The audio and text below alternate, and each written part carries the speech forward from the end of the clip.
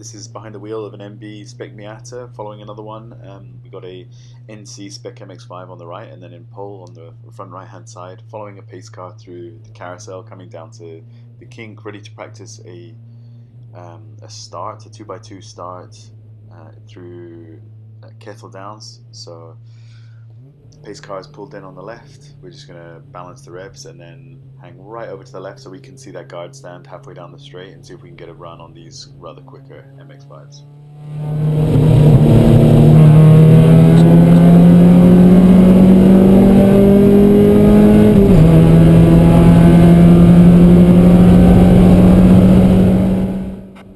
Yeah, so a couple of glances on the inside to make sure he's not going to catch me and dive on me up the inside into Canada corner, and we can just relax and pick up another pace car to go around and practice another start. It's a great exercise at LevelUp Racing School and well worth practicing. So let's rotate. Here we are. This is me at the front with Alex Martinez, trying to get him to pay attention. There he is. He's way too laser focused on the pace car in the front, so let's toy with him a little bit, get on the throttle and the brake, warm up the tires, and see if we can get a run on him back down to Kettle Downs.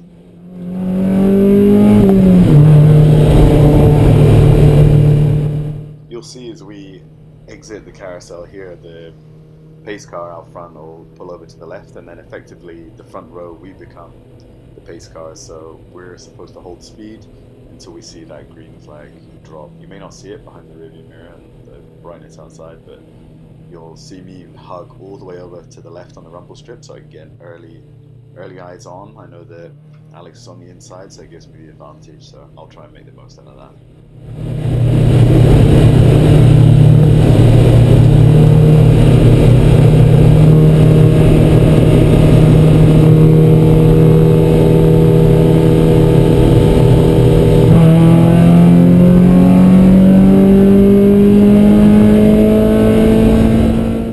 Checking the mirrors on the inside. Obviously with an extra 40 horsepower there's a risk that he comes up from the inside, but it'd have to be pretty brave. I'm going to have a good exit and I've got all the runoff, so I imagine he's going to make a reduced radius through the corner and I'm going to have the exit speed going up to 13. So pick up the other pace car and let's jump into some lapping. This is after a practice restart, coming back down to Canada corner, carrying lots of speed, touching the apex on the inside, letting it run wide. This is after pointing Alex by. He wanted to follow me for a couple of laps, and I really regret giving him the point by now because he made so few mistakes. His rate of improvement was huge, and having that extra 40 horsepower made my life kind of difficult for a few laps. Just trying to watch him, see where I can give him some feedback, but his improvement was so good. He was very rarely missing his apexes. He was able to be on the brakes. Maybe he could be on the brakes a little bit later, but you'll see I am using the whole road of this little SPEC Miata. I'll try and catch the rumble strips on the inside and outside of 7. Saving the brakes ever so slightly on 8 because I've been running this car with both groups, but we'll pick up all of the rumble strip on the inside and outside of 8 as well. And from that, it's all about my exit of 8 because I'm flat out. Short shift, yes, underneath the bridge into 4th, but that's just so I can build speed and keep the car stable. Hugging the inside, let it run wide, coming out of the carousel, we'll pull 5th, and it's just pinned to the floor, out to the outside, touch the rumble strips, look through the kink, rumble strips, carrying over 100 miles an hour, hopefully, if you're really, really good. And then it's flat, watching the SPEC MX-5 just power down the straight ahead of me, just make it out. The only way I can make up time is in the braking zone, so I'll try to dance the car through 12, and again you see I'm a little bit closer to him, but that power and torque difference going up the hill is huge. We'll catch a little late apex up here because we're not running the full course, we're on the short course. Dance down to 2nd off the brakes on the power through hay bales. This is our false start finish straight, I guess, where we can box in, and then it's very awkward through 5 the wrong way, so no runoff on the outside, so you can take it all the way out, but you don't want to be cutting grass on the outside. 6 is always a pleasure, but I feel like I can carry more speed through there. I'm still touching the apex on the inside and the outside. 7 is just flat from the exit of 6, really. The rumble strip on the outside of 7 can drag you off. It's off camber, but these SPEC Miatas are just so stable. There's very little danger there. The outside of 8, however, you come and watch a SPEC Miata race, and you'll see every car in a train running all the way out on those horrible concrete anti-NASCAR rumble strips on the outside of 8, and it is a rough ride. I cannot recommend it, especially if you're paying for your own hubs and wheel bearings.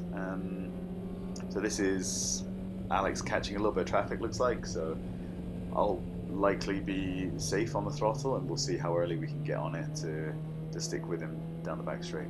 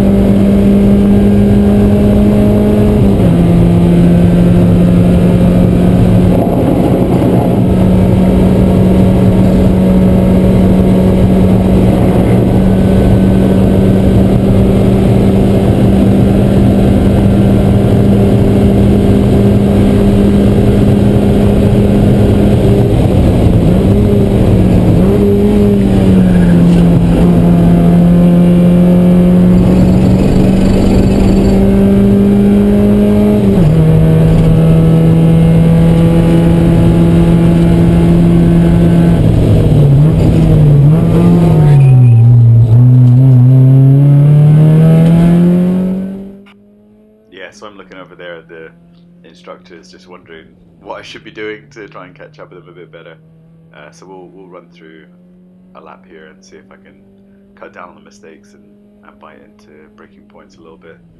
Working on it in 6th, you see here I'm turning the wheel probably too far, scrubbing up speed, a little bit of understeer, trying to be on the throttle early, probably a little bit early into 4th there, but I'm using all the road, keeping it quick through 7. You could definitely chip away down here into the braking zone, taking a lot of curb, letting the car run wide. The speed is decent, but I'm flat out. I'm flat out here from that apex at 8. I'm pinned to the floor, so it really is all about how much momentum I can carry. Trying to be as relaxed on the wheel as possible. You'll see this is the king. It's about 90 miles an hour, and just trying to be as delicate with the wheel as possible, not to lose any speed. But here you don't hug the left. I try to make it as short a journey as possible before moving out right, so I can get an early, a late turn in to get this braking zone really nice and straight down 2 gears, and make sure you catch the rumble strip on the inside. It's a little dip on the inside, so it's slightly on camber the tighter you go, all the way to the point that you're lifting a wheel on the turn in, and then it's obviously a late apex there, down 2 gears, and then hay bales is a very, very tight corner. Again, here just a little touch on the brakes, trying to keep it tight with the cones, let the car run as close to the grass as possible.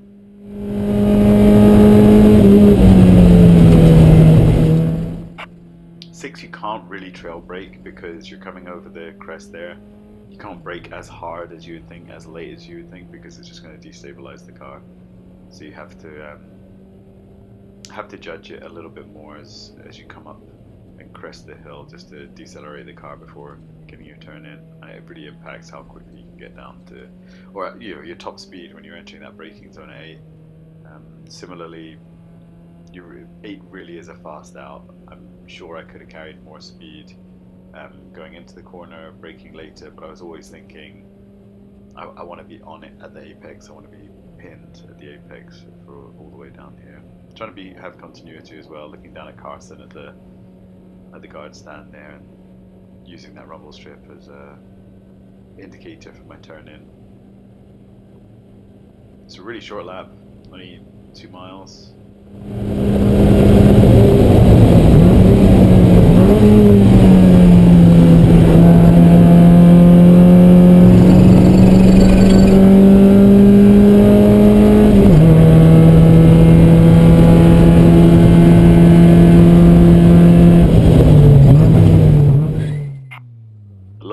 As I begin to rotate the wheel to the right, that just says to me that I'm not on the brakes hard enough early. If I'm supposed to be trail braking coming off the brakes at that very tight turn in, I need to be working the brakes harder and in a straighter line earlier, so that I can reduce my braking pressure at turn in, so I'm not locking up those front wheels and understeering through the corner.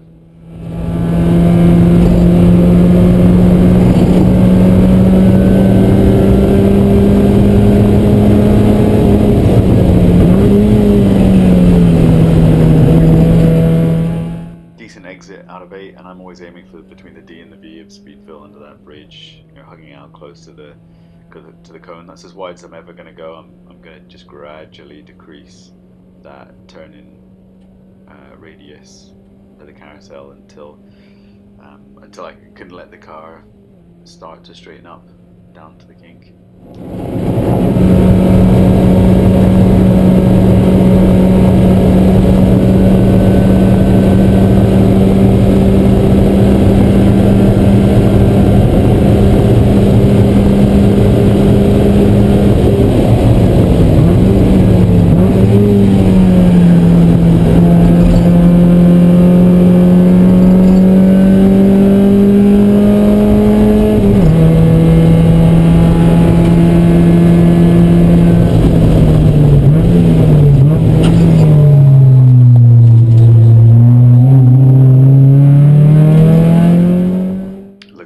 Managed to get past this traffic going down the back straight, so I'm not clear to pass without a point by until the exit of turn 7. So I think that's probably the end of my chances of seeing how he was doing for the rest of the session.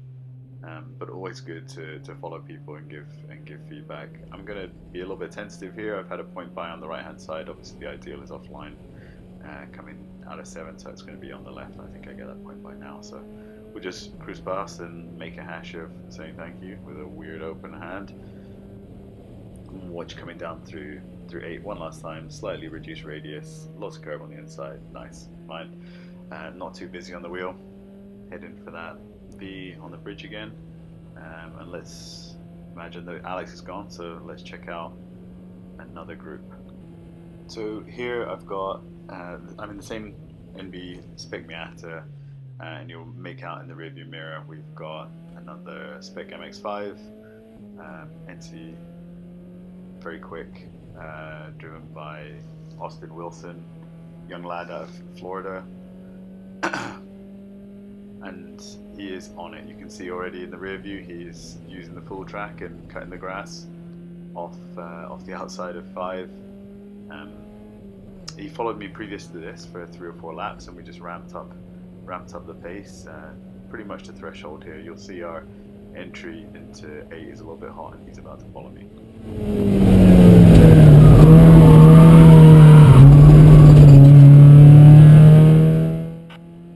Yeah, so I don't think he even lost any time whatsoever on that. I didn't lift going into 8. I was heavy and late on the brakes at turn in, and the car was already 4-wheel drifting before the apex. So nothing really you can do except look down the road and plant the throttle and plan where you want to go. And it's fortunate I was quick enough with the wheel that can keep it at the wall, and he just managed to follow me all the way. You can already see that he's coming up because I've given him a little point by.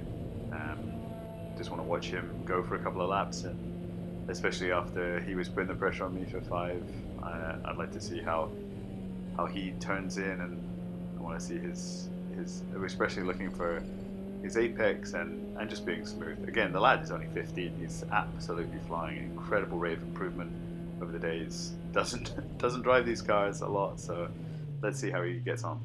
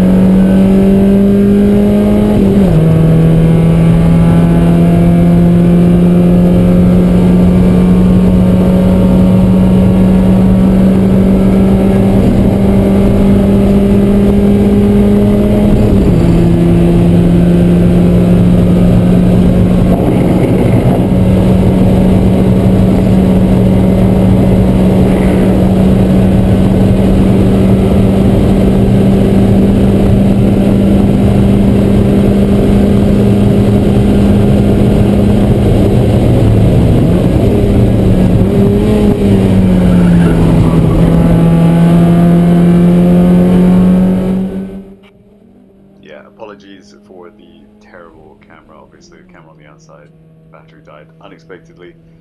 You can see straight away that we're gaining a huge amount of time. He's fast down the back straight, and then braking probably not as hard as me going into Canada corner and running typically a little bit wide, missing his apex certainly. So we'll see how he goes around this lap and see if we can correct any of his mistakes.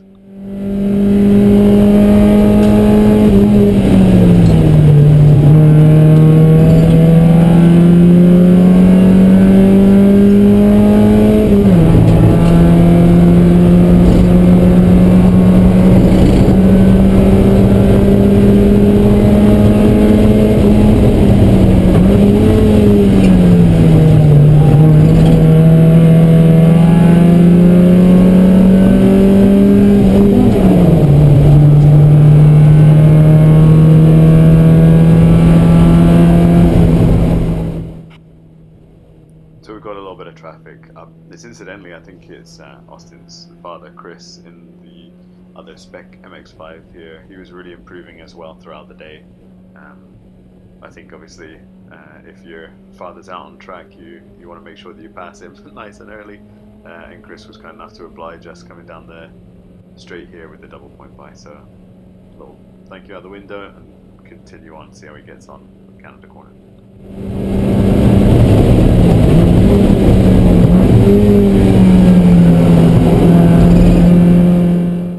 Looks like he was a little bit loose once again. He's got a good line coming into 13 here, like hanging right, turning in late. But then you'll see we've got him under heavy braking there. We're off the brake earlier and onto the throttle, and he just relies on that horsepower to pull away. We'll see how he gets on. Me trying to pull a bag full of neutrals there. Accidentally going to 5th, so fix that nice and quick. And then up the hill, you'll see he's already got a nice little stretch on us, but we should catch up here. He's slightly wide of his apex. Ideally you want to be touching that. You can either choose to use that outside of 6 as a little buffer, or you can choose to straddle. On the outside of 6, it's up to you. Depends how much speed you're carrying in. It's not going to make a dramatic difference as long as it's smooth and consistent. Looks like we've got another little bit of traffic coming up, so we'll see how we negotiate that.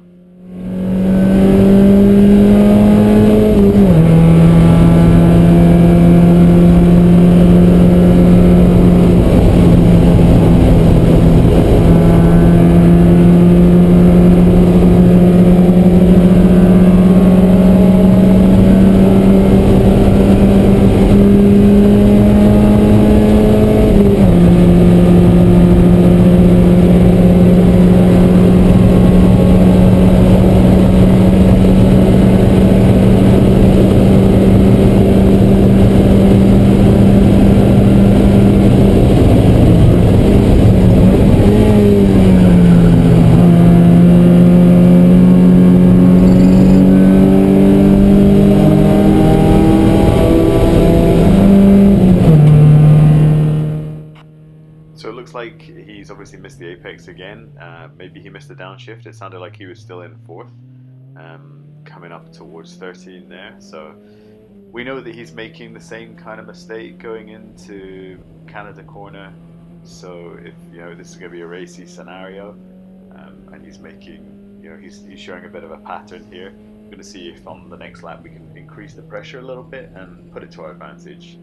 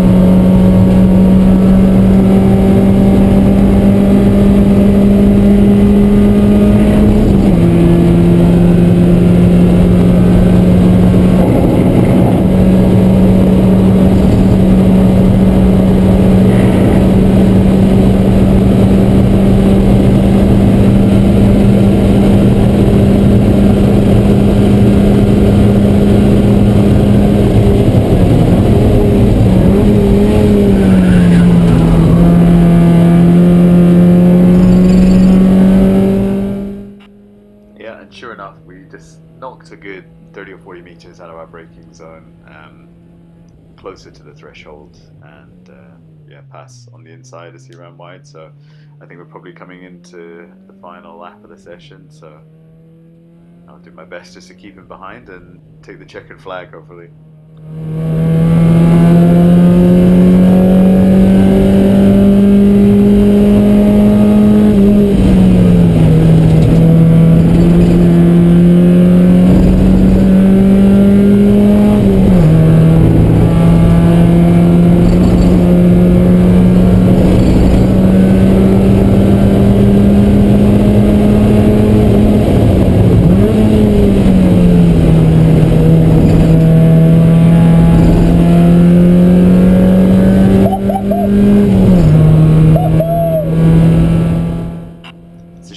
Quite make out in the rearview mirror, but as we come out of 8, he is really on it, sideways, giving it absolutely everything to get back that advantage that he lost.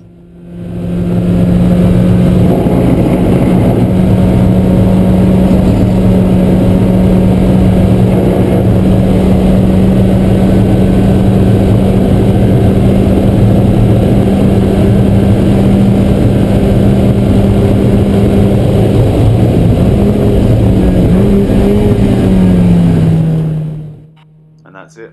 Acknowledge the checkered flag throw there, and thank the other corner workers as we go by. It's only 2 stations that we go by before pulling in. Again, just fabulous performance by Austin. Just the rate of improvement for what is only a few hours in a spec car is brilliant. Managed to keep himself under control mostly. Other than me setting a bad example coming out of 8. By his own admission, he said, I was just following you, so I can't really complain or blame the kid. It'll be lovely to see him racing more, and that goes for all the guys on this course. The great benefit of doing the LevelUp racing school is that they let you run the kink. You may run the shorter course, you may run the full course at Road America, but they'll always let you run the kink, and they want you to do that because it comes with an inherent danger, and people often arrive with some apprehension and fear about their speed going in and through the kink, given its history of accidents.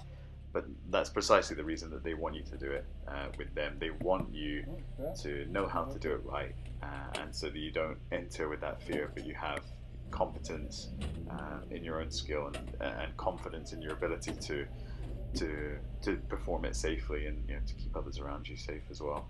So if anybody's thinking of doing the LevelUp Racing School, I cannot recommend it highly enough.